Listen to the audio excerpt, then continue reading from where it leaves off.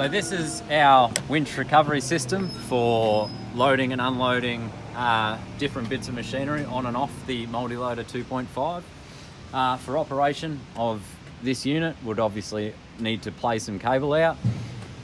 We would engage the free spool handle. I can then walk around and manually play the cable out.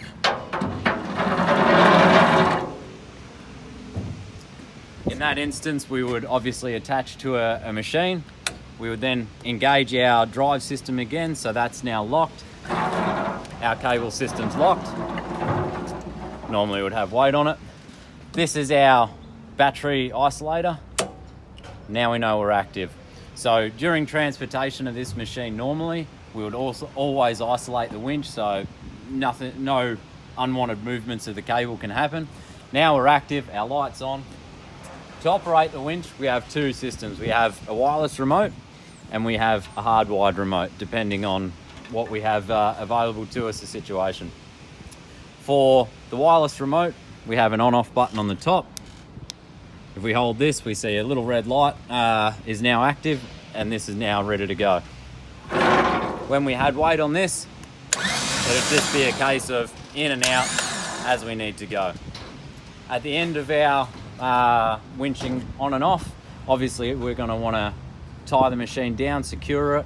We're probably going to want to back some tension off the winch, so during transportation we're not overloading, shock loading the winch rope. After we've finished our winch movements, we're going to turn our remote off and we're going to isolate our battery. Our winch remote obviously has a spot it can live in our compartment. Our manual cable can also live in there, also our controller for the machine. Our manual controller has a plug on top of the solenoid box. It has a little locating lug on the plug. We'll plug her in. Our battery's on, and it's the same again. Depending on our movements, it's in and out as needed.